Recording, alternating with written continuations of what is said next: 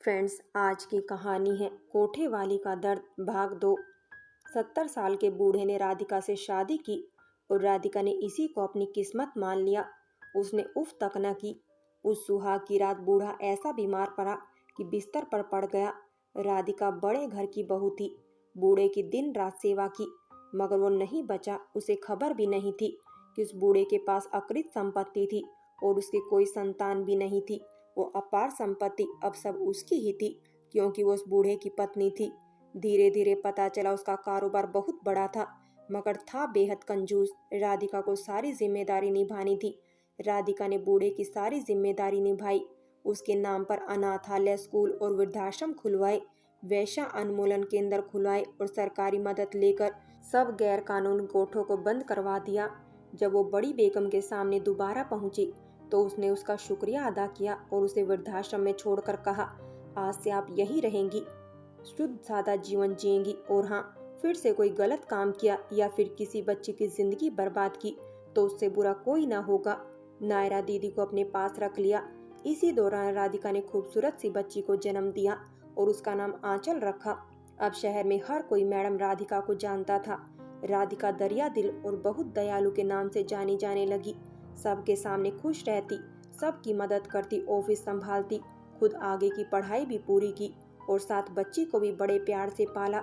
उस बूढ़े की कंपनी की सीईओ भी बन गई थी। मगर इन सब के बीच राधिका की आंखों में अब भी कृष्णा का इंतजार था। जब भी अकेले होती तो उसकी पत्थर सी आंखें झील हो जाती।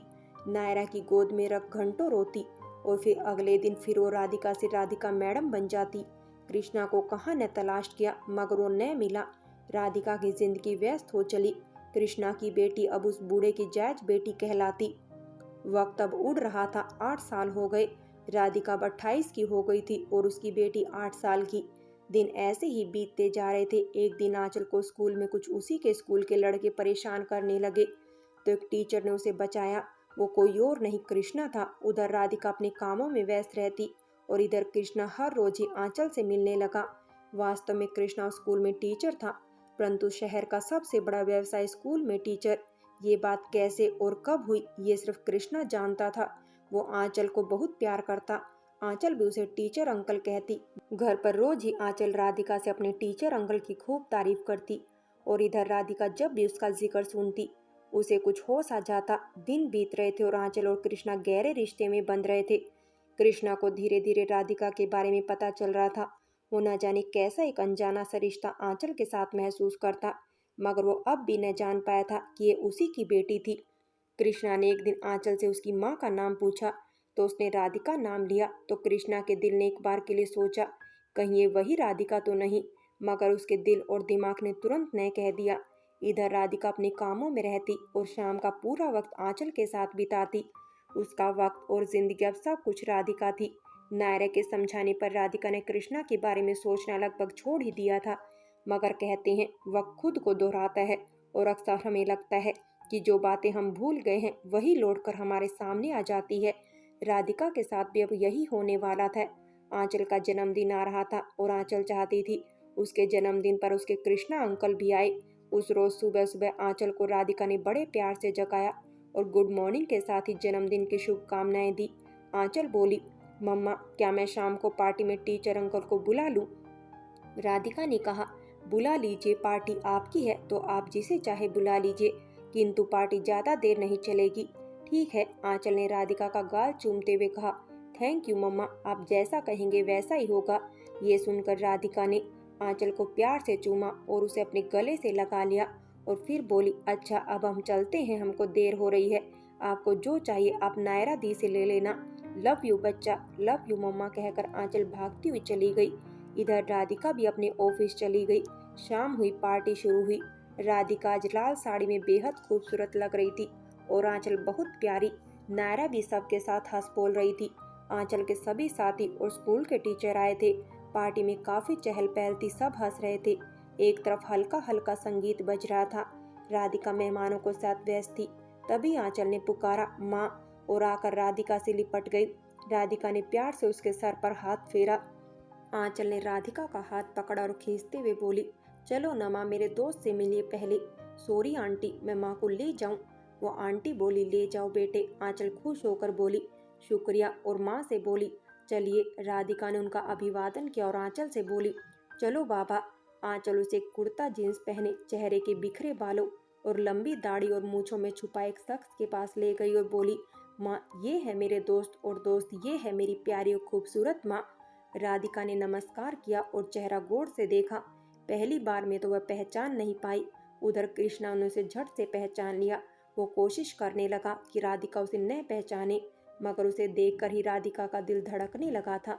अस्त व्यस्त हालत में भी वो चेहरा उसे आकर्षित कर रहा था, उनकी धड़कन बढ़ा रहा था।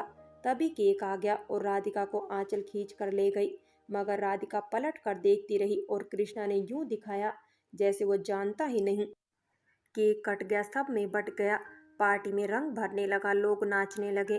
कोई राधिका का हाथ पकड़ उसे भी नाचने ले गया, मगर राधिका की निगाह कृष्णा पर ही लगी थी। वो डांस कर रही थी, फिर बातें कर रही थी, हंस रही थी, मगर थोड़ी थोड़ी देर में कृष्णा को ही खोज रही थी।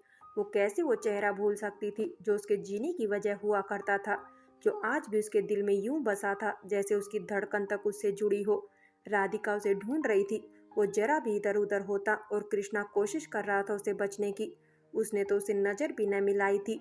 राधिका ने आंचल को पास बुलाकर उसके सर का नाम पूछा, और जैसे ही उसने कृष्णा नाम बताया वो लड़खड़ा सी गई। नायरा पास ही थी, उसने उसे पकड़ा। उसने बड़ी बेचारगी से नायरा की तरफ देखा, फिर आंचल को गोद में उठा सीने से लगा लिया। उसकी आंखें भर आई। वो कृष्णा से मिलना, बात करना चाहती थी। उसकी हालत ऐसी क्यों थी जानना चाहती थी, और उसने यही सोच आंचल को प्यार से चूमा और बोली, आप पार्टी एंजॉय कीजिए बच्चा। आंचल भी प्यार से माँ को प्यार दे चली गई। राधिका ने नायरा से आंखों में कुछ कहा। नायरा ने गर्दन हिलाई और फिर राधिका ने कृष्णा को खोजा, मगर वो कहीं न मिला। उसने बाहर खड़े गार्ड से पूछा तो उसने कहा, जी वो तो छत की तरफ गए हैं। राधिका ने खुद को संभाला और छत की ओर चल दी। उसकी धड़कनें संभल नहीं रही थी और दिल जोर जोर से धड़क रहा था। आंखें तो भरा तालाब हो गई थी और होठ थरथरा रहे थे, जिस्म भी कांप रहा था। उसने खुद को फिर से संभाला और छत पर गई। जब पहुंच गई तो इधर उधर देखा। इतने बड़े घर की छत के एक तरफ कृष्णा खड़ा था। वो उसकी ओर बढ़ चली, फिर कुछ दूर रुककर नाम पुकारा। कांपती आवाज में मुंह से निकला, कृष्णा।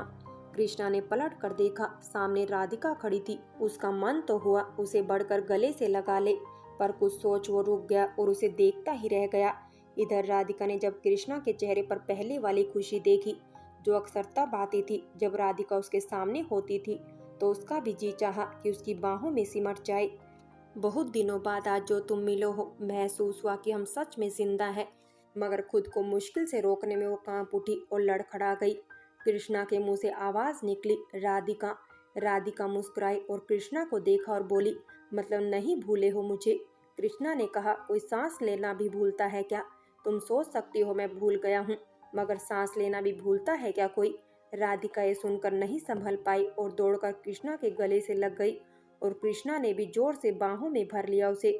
दोनों काफी देर तक रोते रहे। नीचे पार्टी का हंगामा और ऊपर आंसुओं का शोर था, पर यह आवाज कंधों को गीला कर रही थी, दिल की गहराइयों में दबा रही थी और सालों से दबे तूफान को बाहर ला रही थी। काफी देर रोने के बाद राधिका ने कृष्णा का चेहरा हाथों में लिया।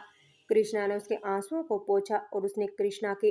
फिर राधिका बोली, ये क्या हालत बना रखी है, क्या हुआ ये सब? और फिर सवालों की झड़ी लगा दी। कृष्णा उसे गौर से देख रहा था और राधिका बिना रुके बोले जा रही थी। उसका हाथ कृष्णा के हाथों में था। जब देखा राधिका रुक नहीं रही तो कृष्णा जोर से हंसा और उसका हाथ दबा दिया। राधिका रुकी और उसने कृष्णा को देखा तो कृष्णा ने मुस्कुराकर कहा, अपने बारे में कहो ये सब। सच तुम्हें इस तरह देख बहुत खुश हूँ। सदा चाहता था तुम्हें ये सब दूं और तुम्हें मिल गया। बताओ राधिका, क्या और कितने दर्द और तकलीफ दे गया तुम्हें ये तुम्हारा कृष्णा? राधिका ने बिना रुके सारा कुछ कह दिया, मगर ये छुपा लिया कि वो माँ बनने वाली थी और उसकी गोद में सर रख रोती रही। फिर अपने आंसू पोंछे और कृष्णा से उसके दिल का हाल पूछा। उसके आंसू देख वो इतना तो समझ गई थी कि कृष्णा गलत नहीं है, मगर इससे पहले कि कृष्णा जवाब देता, उसका नाम पुकारते नायरा वहां आ गई। वो जल्दी से संभली और आगे बढ़ी। फिर नायरा से पूछा, हाँ दी, कुछ काम था? नायरा ने कृष्णा को पहचान लिया था। उसने पूछा, कैसे हो कृष्णा? कृष्णा ने भी जवाब दिया, ठीक हूँ दीदी। फिर राधिका से बोली, चलो अभी नीचे, आंचल परेशान हो रही है। बहुत मुश्किल से बहलाया है और कृष्णा जी आपको भी ढूंढ रही है। नायरा की बात सुन दोनों नीचे आ गई। आंचल ने जैसे ही उनको साथ देखा तो बोली, माँ आप सर के साथ थे। राधिका ने कहा, बच्चे आपके टीचर से हम बात कर रहे थे, इन्होंने हमें बताया कि आप बहुत अच्छे हैं पढ़ाई में।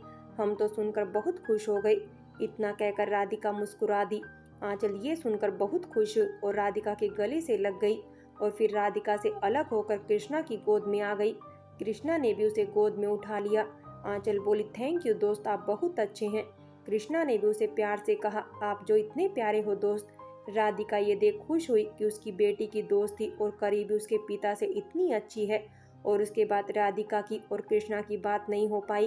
राधिका व्यस्त हो गई और कृष्णा चला गया क्योंकि वो काफी दूर से आया था, मगर कृष्णा के साथ उसका वक्त अच्छा गुजरा था।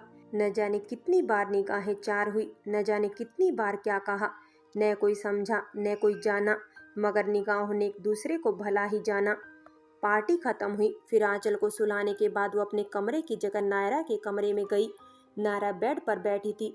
राधिका ने खुशी में जोर से नायरा को बाहों में भर लिया, फिर उसकी गोद में लेट गई। कुछ न बोली, बस मुस्कुरा रही थी। कृष्णा के गले से लगने का एहसास उसमें खुशी भर रहा था। तभी अचानक उसकी आंख भर गई।